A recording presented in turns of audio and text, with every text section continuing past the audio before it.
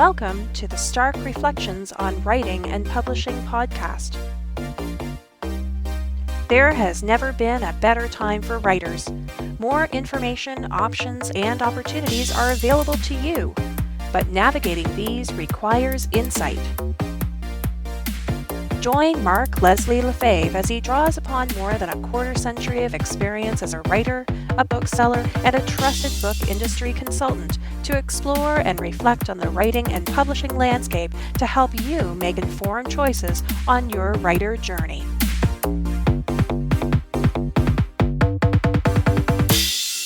Hello, Reflectives, and welcome to episode 70 of the Stark Reflections podcast.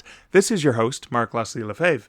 In this episode, I have an interview with a dynamic duo, Danny Bell and Whitton Frank.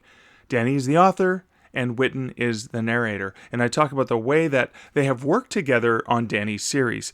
Danny is the author of the Black Pages novels. The first book in the series is called Empty Threat. The second one is called Warning Call. And the third one is called Playing Dead.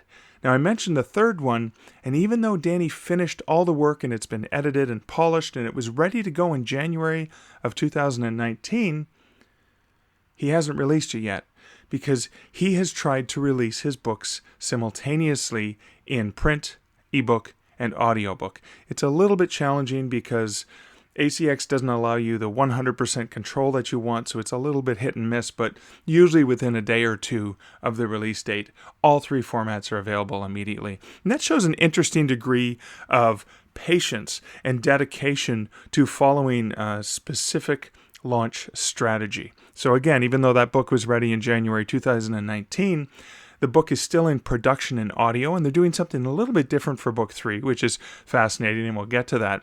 But the other interesting thing about this collaboration that really inspires me is the fact that they're not only collaborating, Danny as author and Whitton as narrator, but Whitton is also an actor, and she's also a model.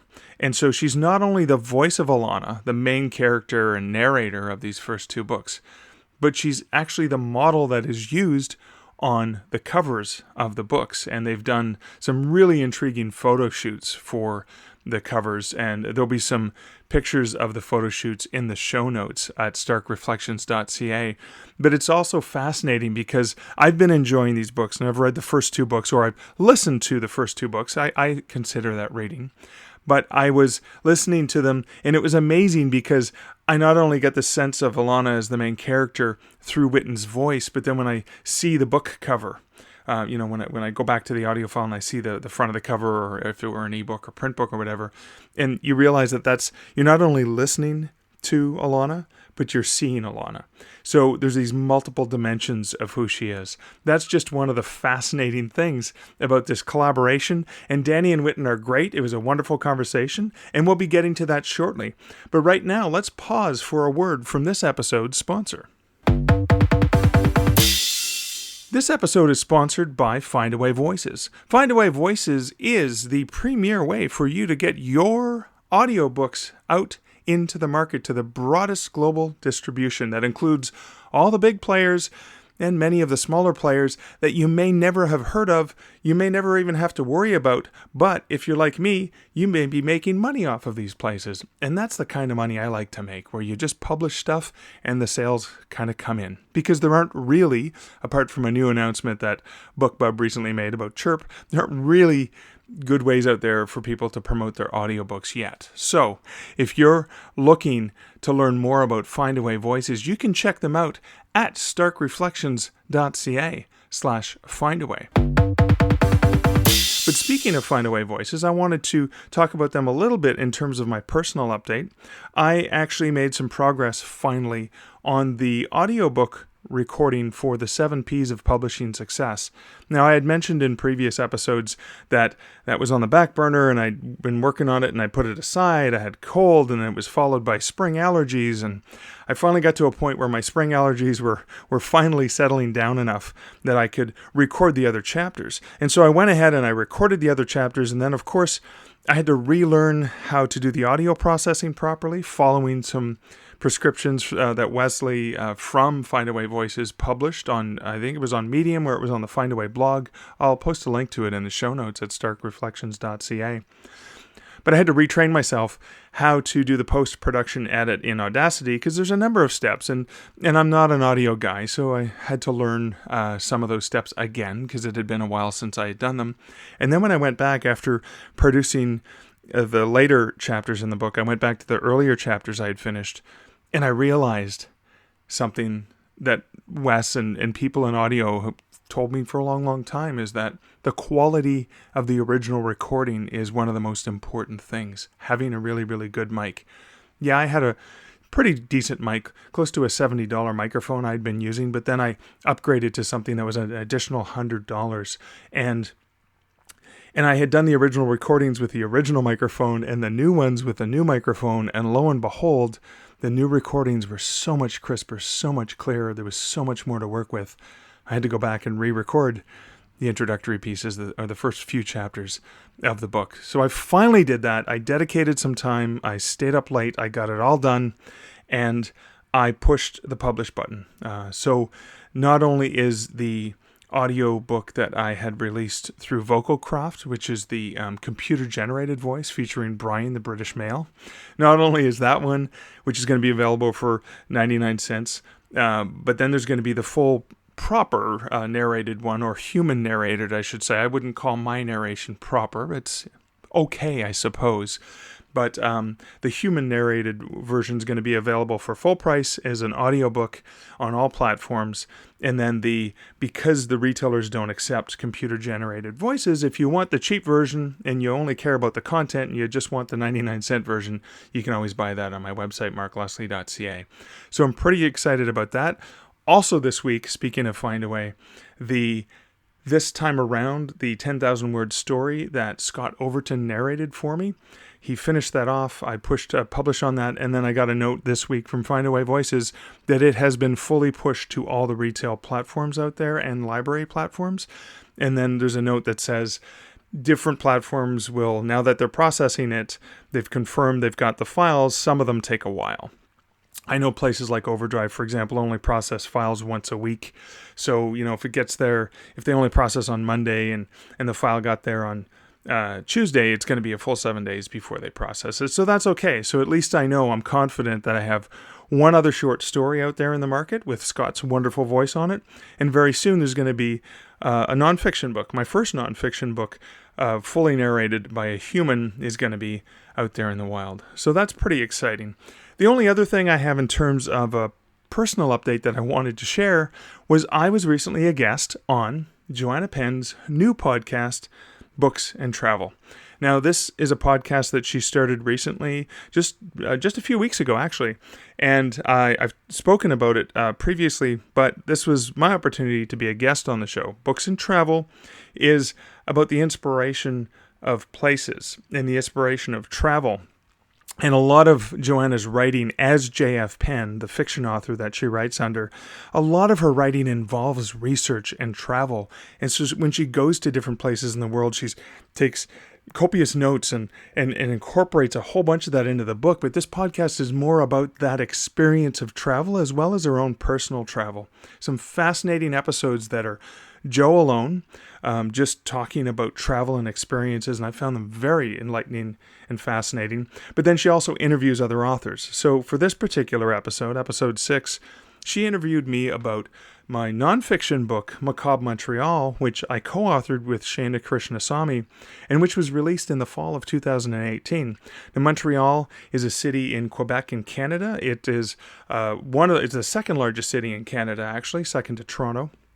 And it is a wonderfully rich, very French cultured city. One of those cities, I think maybe Quebec City a little bit more, but has the old Montreal, the downtown, has a very wonderful feel, like when I've been in French cities in France. So it has that feeling of history. It's not as much history over here in Canada.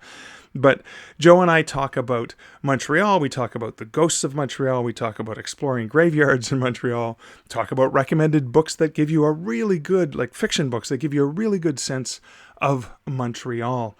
It was a really fun conversation, and it's kind of interesting because normally when Joe and I get together, and I have been on her The Creative Pen podcast multiple times, we're always talking about the business of writing and publishing. But this time, we were just talking about the book. We were just talking about exploring. We were just talking about going into a different city. It was fascinating.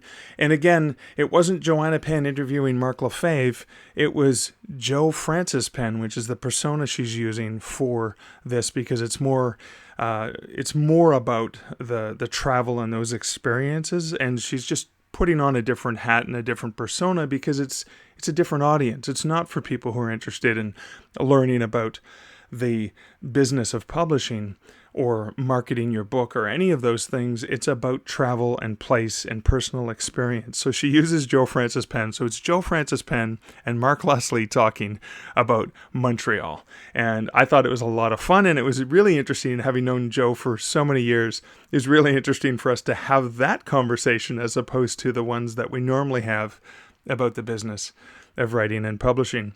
Well, that's it for the introductory chatter and my personal updates. Let's get right on to this interview with Danny and Whitton.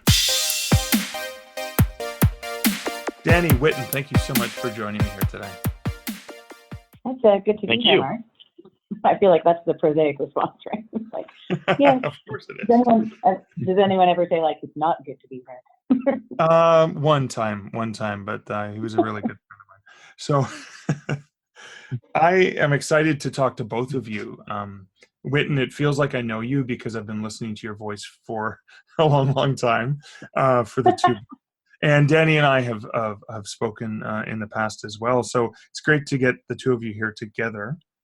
The first question I have, Danny, is specifically towards you. So the Black Pages is now a series, right? You've got the first two books out. The third book is due out soon, and I'm aware that you're working on something else in this series. That's really exciting. When you first wrote Empty Threat, was it meant to be a series? Yes. Empty Threat was always book one. I had plotted out quite a long ways in the series before I ever started writing. Well, it's not necessarily true. I did start writing, and then I messed up, and then I plotted, and then I started again. Okay. But yes, the Black Pages is always meant to be a fairly long series. Okay, so where did Elana and her universe come from? So the initial idea for the Black Pages came to me when, funny enough, like I was actually watching Doctor Who. That's actually where it came from, and Okay. it wasn't from the characterization or anything like that. It came from just kind of the knowledge. Actually, it wasn't just that show, but it was actually quite a few shows where I would realize that a lot of characters in these stories would just die or get like killed off, and you'd never know their names. And that's a normal thing that happens in like cold opens of shows and that kind of thing. But then for a show like Doctor Who, which is my all-time favorite show, I've been watching it since I was 6. I know it's always about hope and optimism, and so I went back to just the Ninth Doctor series, and from there I wanted to start counting the body count, like how many people died. And the number got like astronomically high. I was like, oh my God. And when I started getting to that, I was like, oh, the Doctor always reacts horribly when it's someone he knows, like a companion. Right. But all these other people whose names we never get to know. And that was the thing that clicked to me, was like, if these shows were real, these would all be tragic deaths. Like every single one of these would be horrible. Not to mention like things like disaster movies or zombie movies. Like it's just any apocalyptic thing. And it got me thinking about the nature of what we cheer and, you know, what we enjoy, like where our humor comes from, and going into things like horror movies, things where we just cheer for all of that. And I had the idea of like, you know, what if, you know, you had the ability to start saving people? What would be your moral imperative? Would you do it? What would the consequences be, etc.? And so it just went from there. It just went on and on and on. And then getting into Elana, part of that for me was when I was looking at all the pop culture that I liked, the common thread was that the protagonist 99% of the time was the generic straight white guy. And so I was like, if I'm going to actually have somebody who's crashing other stories, I wanted it to be a bit more representative. And so I decided that, Elana should be a woman. Okay. And I think the thing that just jumped out at me, I mean, I love the concept because immediately Empty Threat has this amazing element of humor to it. And it also sets you up to immediately, she's very empathetic to other characters. And therefore you feel very much aligned with her as the reader or the listener in my case, because I listen to the books. I'm curious about the element of humor because when you wrote Empty Thread, it has a lot of humor that really warmed me to Elana, and then of course watching her just desperately wanting to help other people, strangers, and caring about their lives, even though they, as you said, they were bit characters in TV shows, recognizing that they're actually real in another alternate reality, and then playing Warning Call was quite a bit darker. There was still humor, but it almost like in the way the Harry Potter series got darker as each book came out. Was that intentional? Was it intentional? Yeah. Yeah. And I think that part of the series, not that I want to spoil too much of what comes ahead, but like one of the things about Elana from the get-go is that, when you meet her in the beginning, she's 24. And it's easy to look at a character and go, oh yeah, that's very old. Oh that's old enough to know better. We look at like Harry. You mentioned Harry Potter. They're children, and we still treat them like they're like they should know better in every situation. The truth is, I don't know about you, but when I was 24, I was kind of an idiot. And so for someone like Elana, I thought that if you look at her background, her character, she never really had parents. She was in foster care. It wasn't, horrible, but it wasn't nurturing either. And Right. what effectively raised her was pop culture, and kind of like what her idea of right and wrong should be came from, what we see, things like TV shows, movies, comic books, Right. where a lot of times, the heroics can be kind of black and white.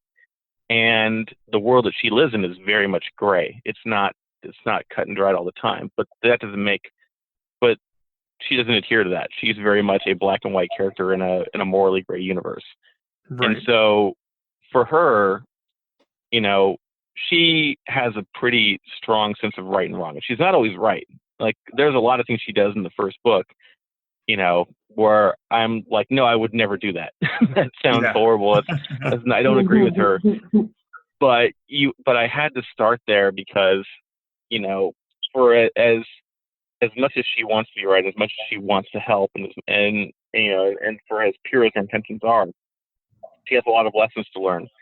And, starting her in that place gives her a lot of room to grow. So I think that the Elana that you'll see by the end of the series, will in some ways be very much the same character. She's always going to be a good, decent human being, but she's going to definitely grow.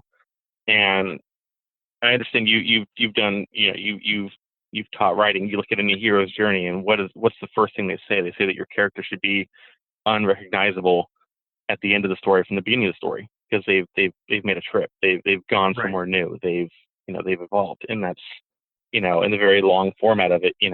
Effectively the character ages about a year every book, give or take. So yeah, you will see as the series progresses, you'll see her growth as a person. She will, she will be someone different over time. Very cool. And a part of her background that was also intriguing to this book nerd was, she's living in a bookstore and working in a bookstore, and her world and her friends, her closest friends, and there's this great camaraderie and friendship theme throughout, which is fantastic. The one of the unique elements I'd already mentioned that I knew Whitton's voice listening to the books. So I found the performance. So Whitton isn't only you're not only a voice actor, but you're also a model, because you get to be Alana's voice, but you're also Elana on the book covers. Absolutely, yeah. I think Danny had this really unique approach and idea, but I think it gives something a little bit more to the reader or to the listener, because they see the cover, they see this character, and then they know that face is the voice that they're then listening to. So there's more of a personal connection. It's not just a voice. Yeah, it's very multidimensional.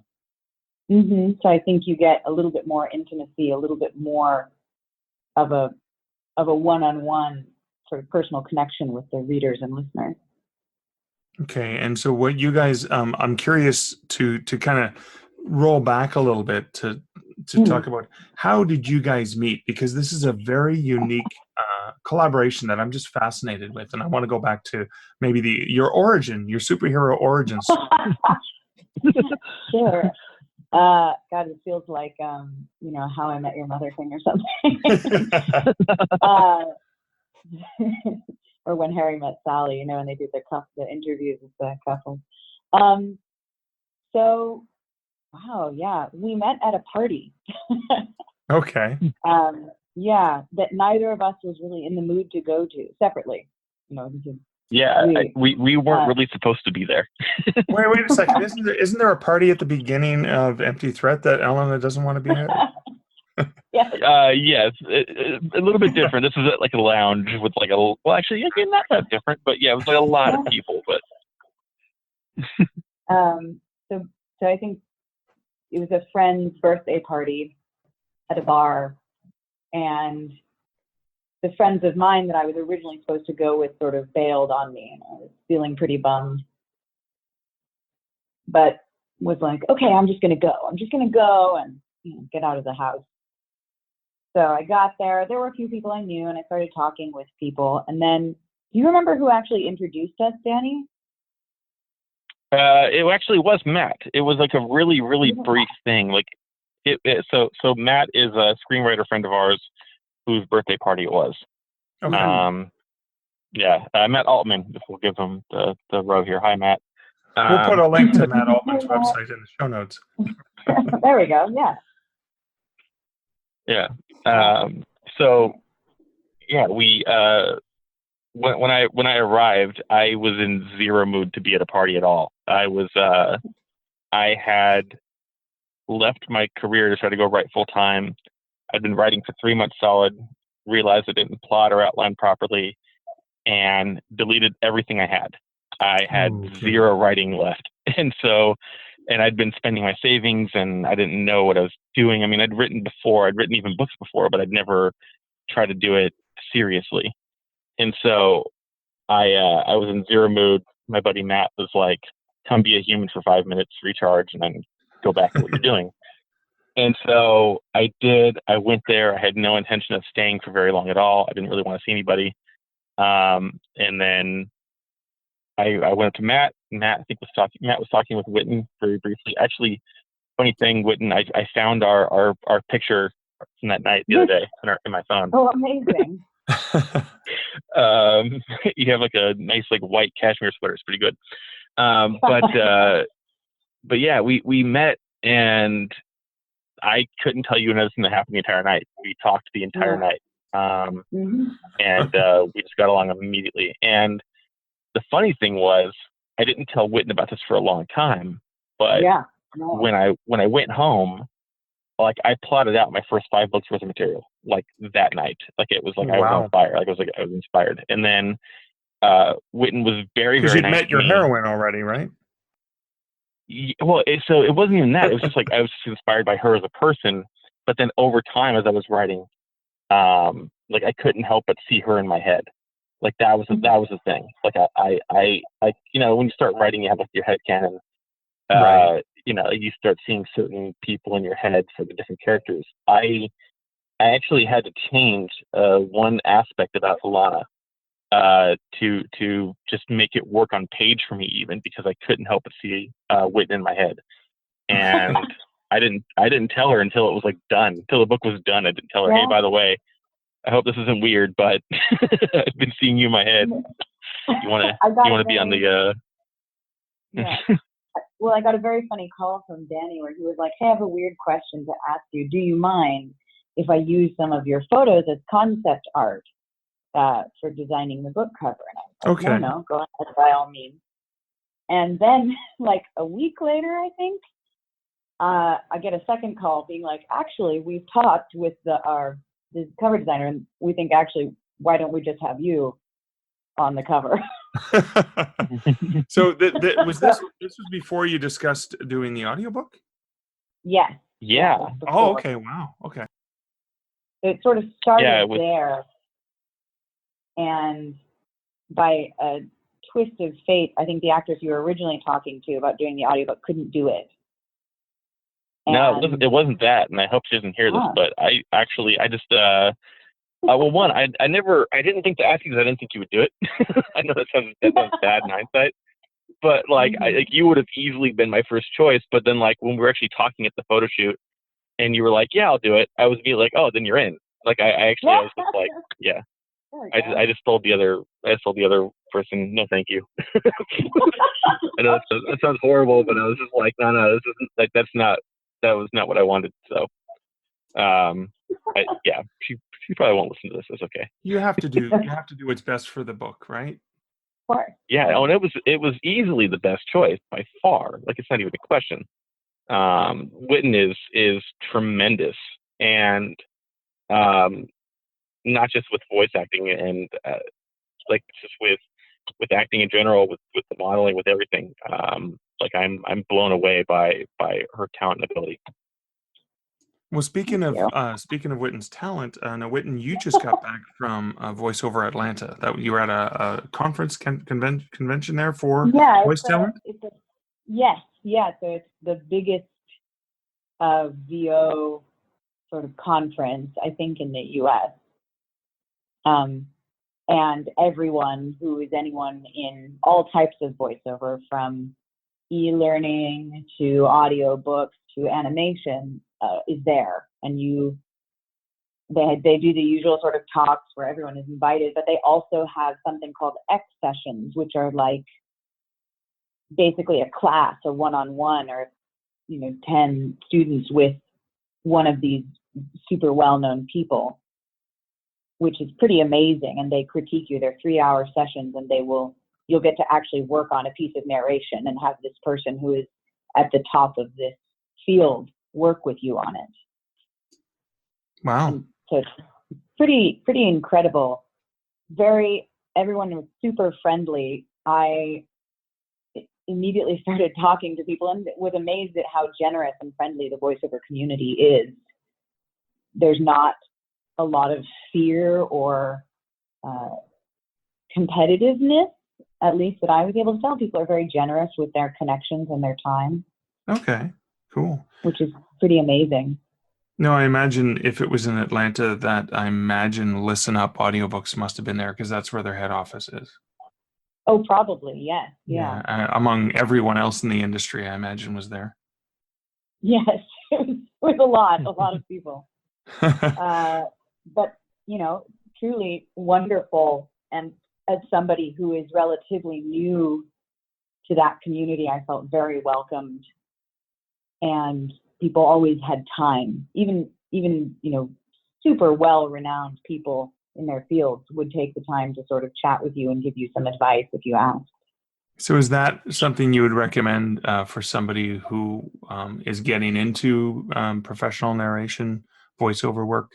Is that something you'd recommend they should definitely look into?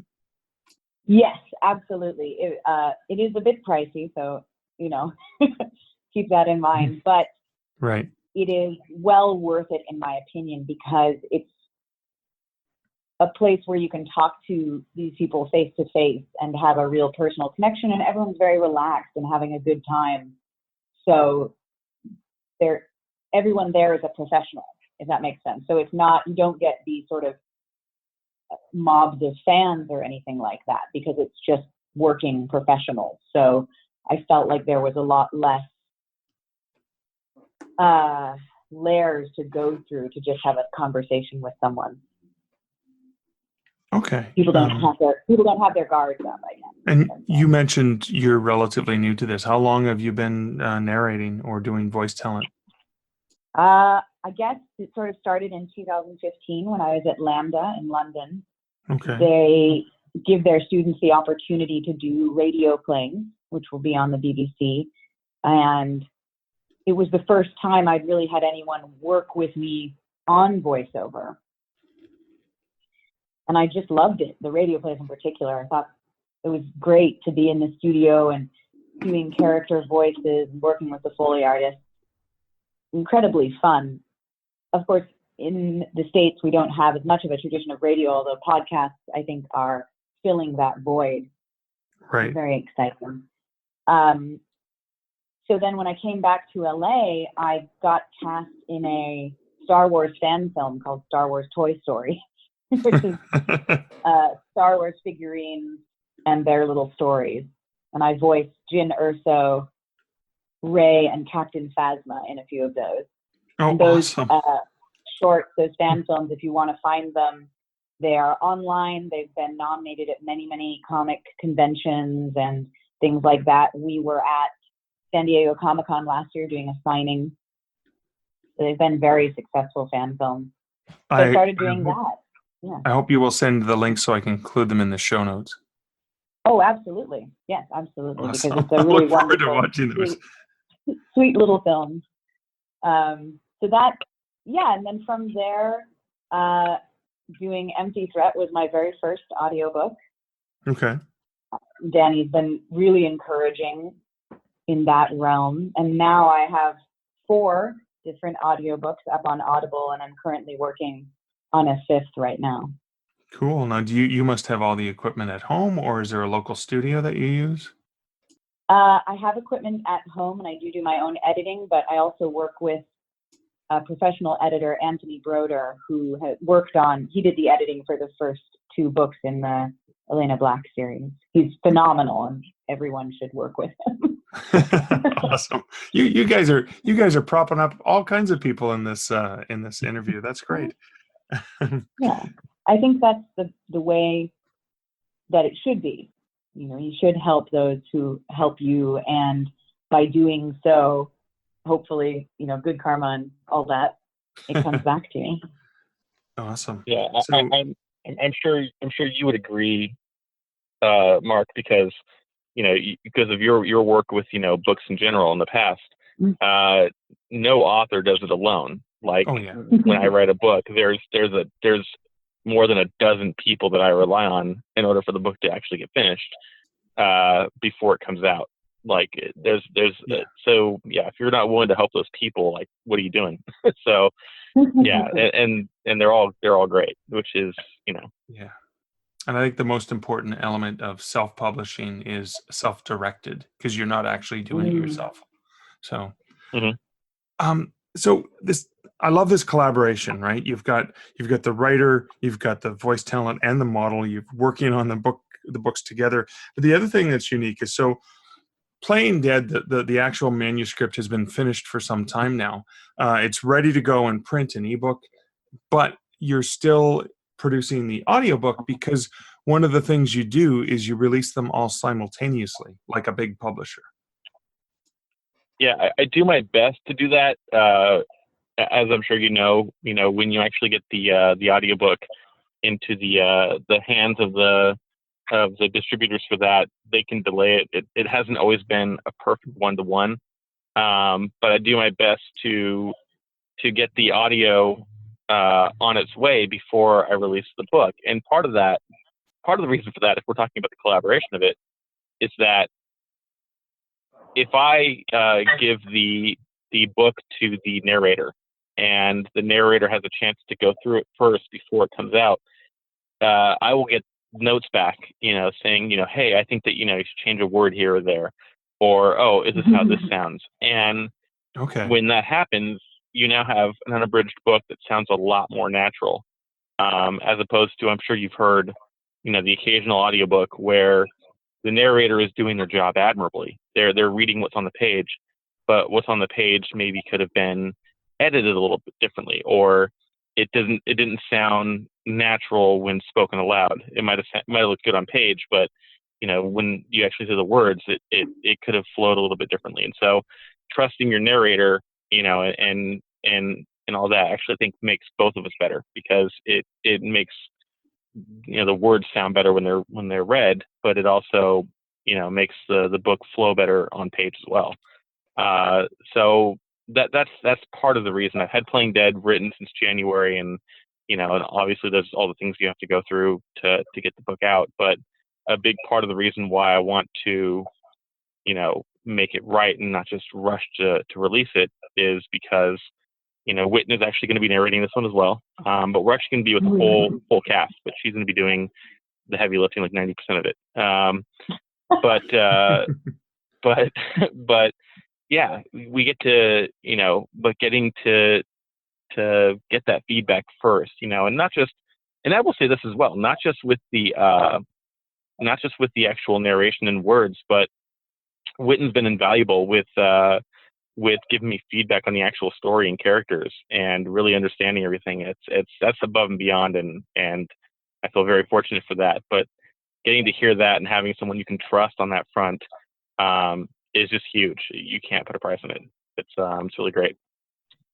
That's fantastic. When I look at the collaboration on the audiobook is amazing, but the collaboration goes way beyond that, because Whitton is a part of every format of the book, whether it's an ebook or a print book as well. Even though, and I mean, I imagine if I read one of the books, I'll still hear her voice in my own head. But that's fascinating. Yeah, it's I've said this before, and I will say this again. If not for the fact that I met Whitton, the books would have either been wildly different, or they might not have existed at all. I'm in huge debt to Whitton for all of her support, at every step of this. And everyone should find her on Whitton. Yes, please.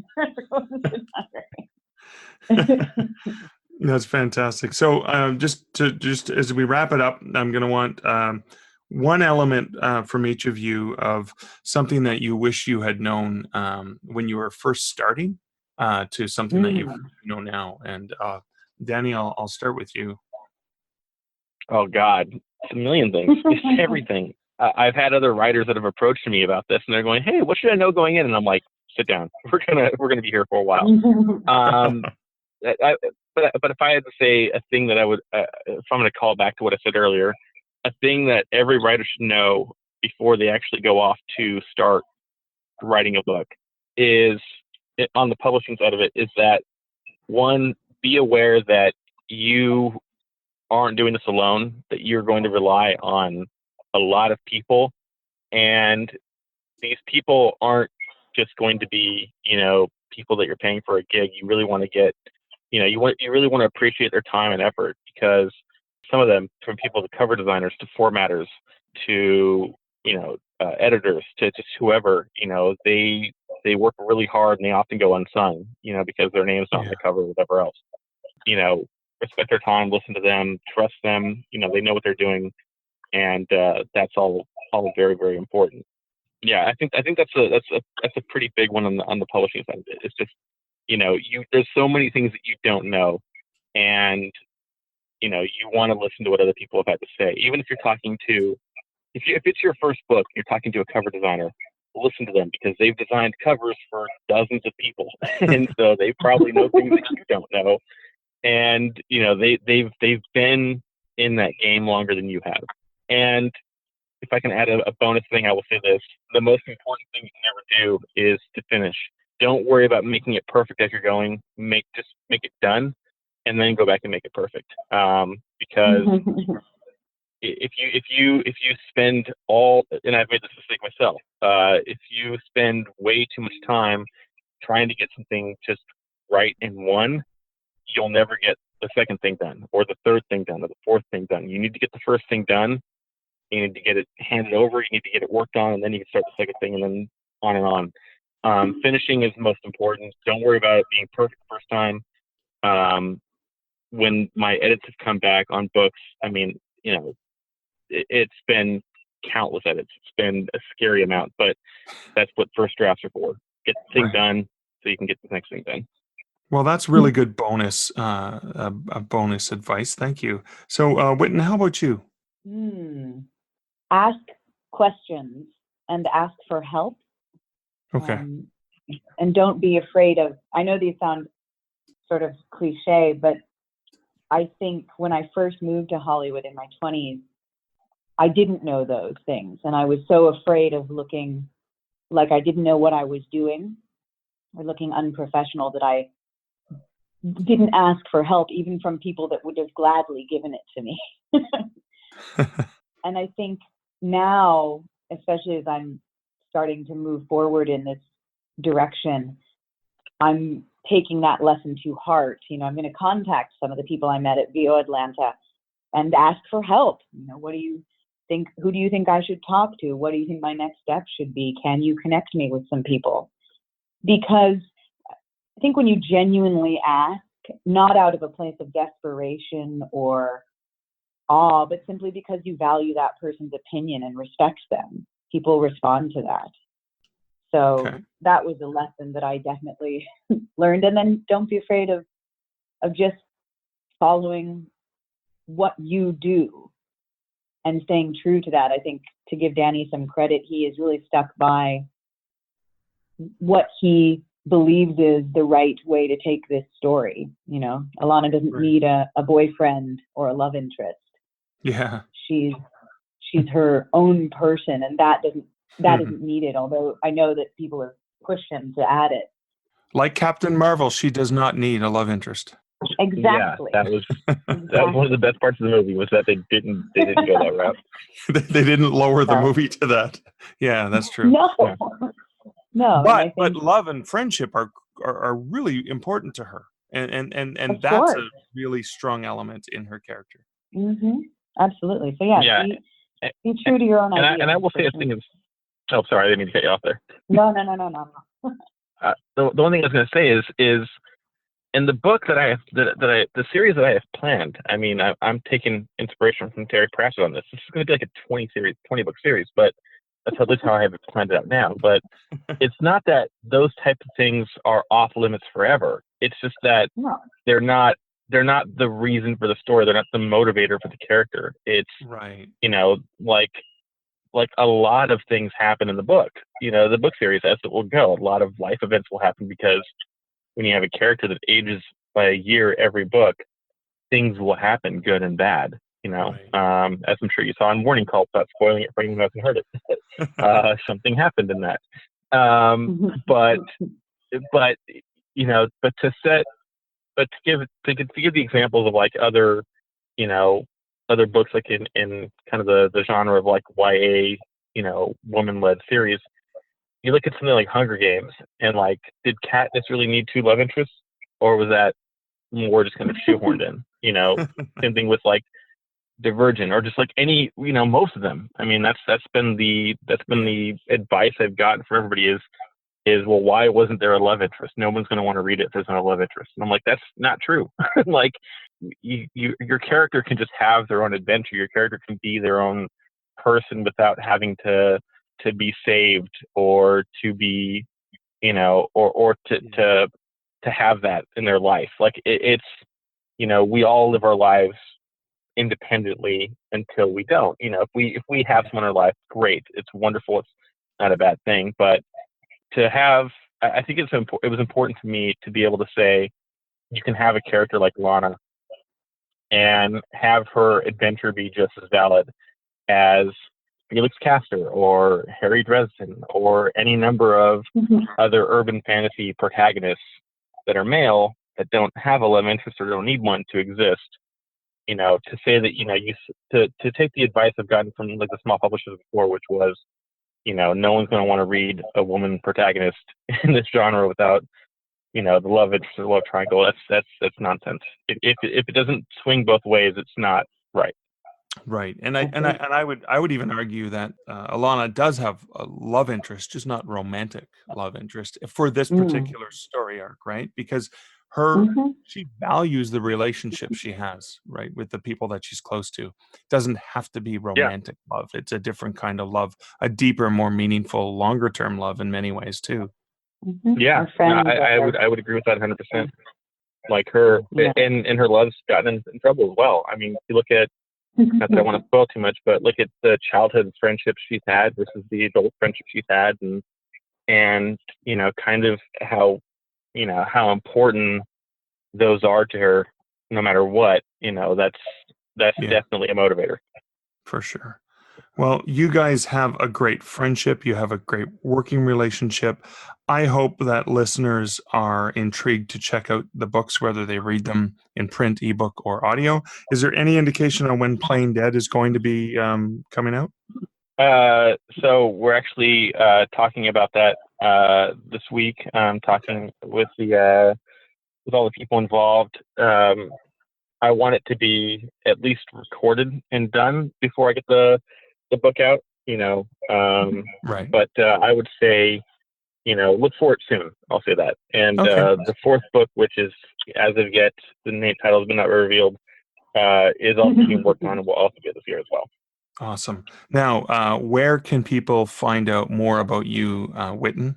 On my website at whittonfrank.com, or my ACX or Audible profile, or IMDb. Awesome. And how about you, Danny? I would say the quickest way to learn everything you need to know is just look up the Black Pages on Facebook. I list a lot of the book stuff there, the newsletters there.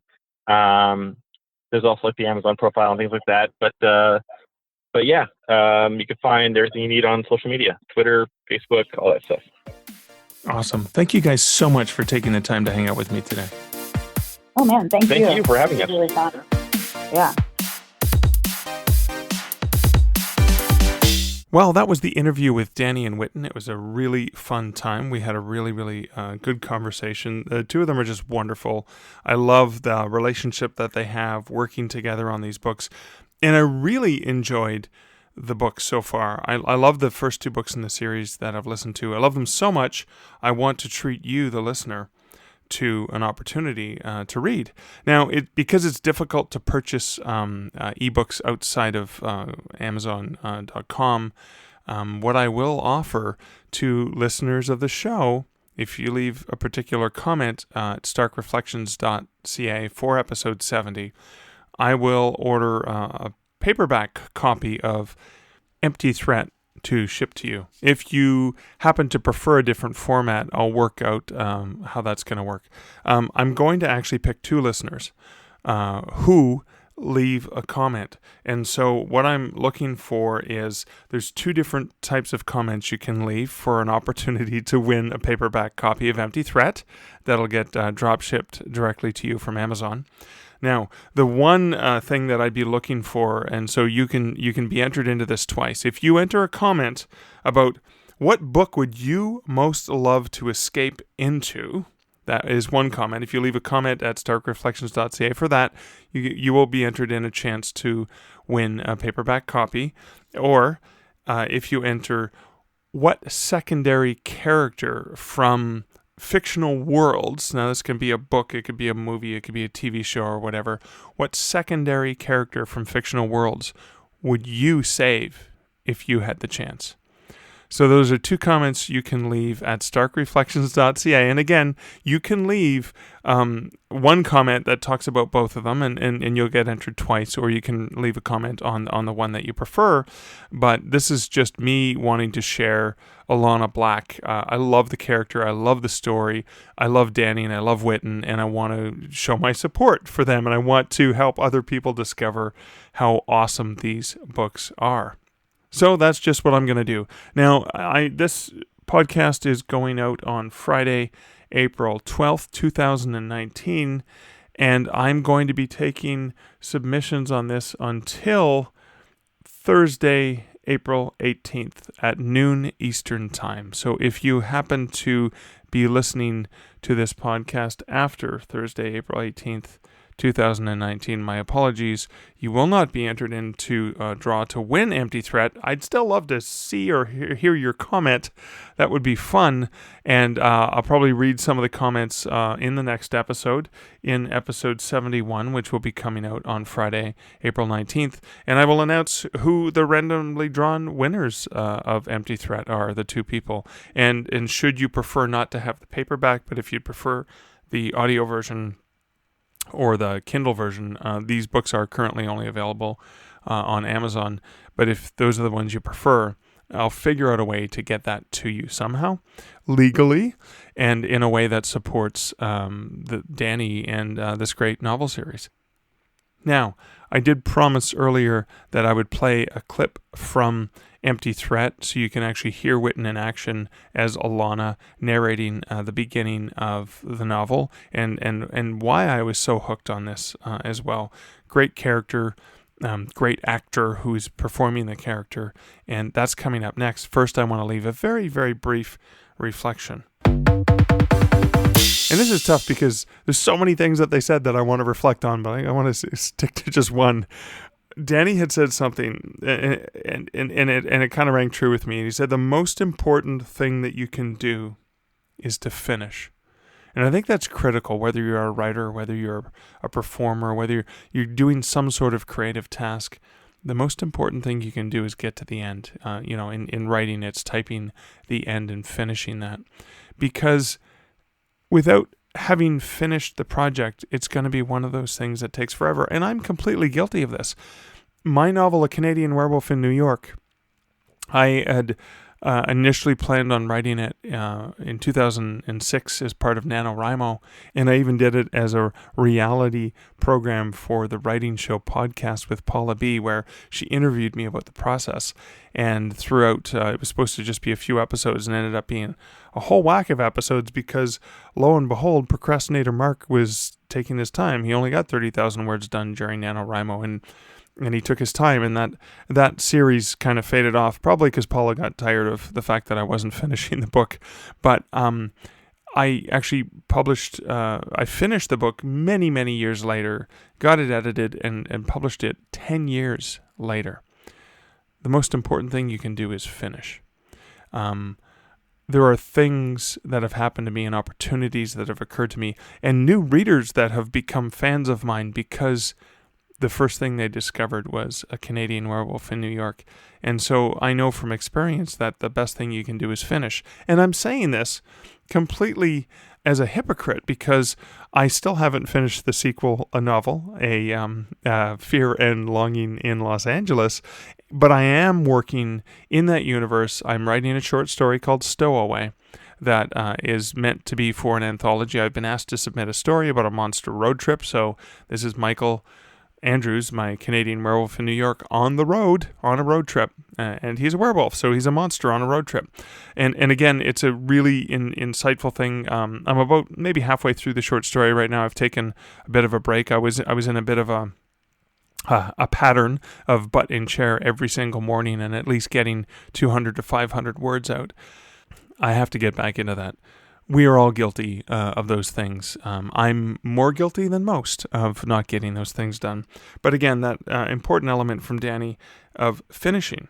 It reminds me of this quote that perfect or perfection is the enemy of done, which is kind of true because you're like, well, it's not quite right yet. I want to go back and rework the beginning. And when you keep doing that, you never make progress. You never move forward. And it's akin to a quote that I'm going to mess up because I'm just doing it off the top of my head. And I think maybe it was Stephen King who said this, that you write with the door closed and edit with the door open, meaning you don't worry about the rest of the world. You don't worry about all those other things. You just write, you get it out, and you get it out as quickly as possible. No interruptions, no editor looking over your shoulder. And then when you go back and do the rewrite, that's when you open the door. That's when you let these things come in. That's when you can change elements and add elements and add the additional research and pieces. But actually just getting that writing done is what's critical. So again, just one of the many things that I've reflected on for this particular interview with Danny and with Whitton. But as promised, I'm going to close out with a short clip, just a couple minutes from the opening of Empty Threat. But before we get to that, I do want to thank you for listening to the podcast. If you are interested in helping support me because you appreciate what I'm doing with the podcast and the content that I'm pushing out there, feel free to tell a friend that you believe would benefit from the Stark Reflections podcast. That's great. You can also support the show on Patreon if you want for as little as $1 a month. That goes to help support me for purchasing equipment for the show, goes towards paying for my time in producing the show, and Patreon supporters do get access to additional content. Earlier in the episode, I mentioned my book, The 7 Ps of Publishing Success.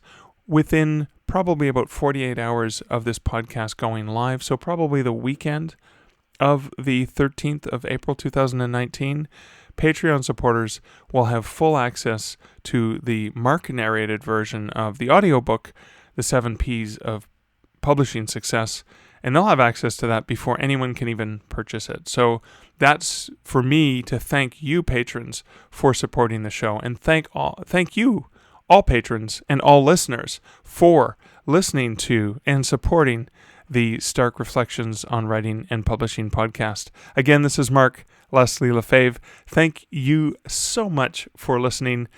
I will catch you next week in episode 71 with the opportunity to win a copy of Empty Threat, so you can listen for your chance to see if you were one of the lucky winners. But until then, here's wishing you great writing and good Stark Reflections. Now, take it away, Whitton. I was struck by the sudden idea of how absurd it would be if my life were a story somewhere and this is where it began. You never see the really boring beginnings of most literary characters. Wuthering Heights begins with Lockwood having a crap time with his new landlord, which, okay, might not be the best example to start with. I think most of us can relate to fighting with a landlord. All right then, pretty much any superhero. You get the essential small parts of their day-to-day lives before they get hit by lightning, or find an artifact, or get bitten by an insect, and then, yay! Superpowers! But presumably, they lived an entire life before any of that happened. You don't see anyone stuck in traffic or eating alone in a food court while wondering if they should take up swing lessons. Maybe I'll get bit by a magic spider. I looked around. No spiders. I took a sip of my whiskey. Ugh, this is terrible whiskey. Maybe it was magic whiskey and I'd get alcohol-related superpowers. I took another sip and... No powers. Unless a sore throat is a power? I became a little more aware of my surroundings then and felt just a twinge of claustrophobia. This was a mistake, I said out loud to myself, sincerely and entirely by accident. It was true, but that didn't change the fact that I was hoping desperately that no one had heard me. I was usually much better at internalizing that sort of thing, so I could only assume that I had truly meant it. I looked around, and if anyone had noticed, they didn't care. Or they cared, but just didn't want to show it. The most likely scenario was that they were all too self-absorbed with whatever they had been talking about to notice me. This was preferable.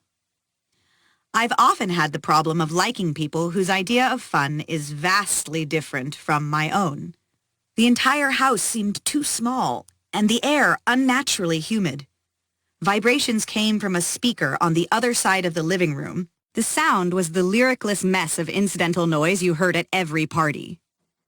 I was convinced no one actually liked it, but seemed to think that everyone else did, except for this one guy who stood nearby. I'd never seen him before, but was sure of two things. He really liked this noise, and he'd hit on nearly every woman there. I feared I was next. I would have left if not for the fact that 3 more people I didn't know had created an impenetrable triad between my spot in the kitchen and the salvation of the exit. To me, interrupting a conversation is worse than drinking orange juice immediately after brushing my teeth. I wanted more than anything to be on the other side of them, but I couldn't blame them for talking to each other. It was a party, after all, and it was my fault for being there in the first place. Thank you for listening to the Stark Reflections podcast. You can find show notes for each episode at starkreflections.ca.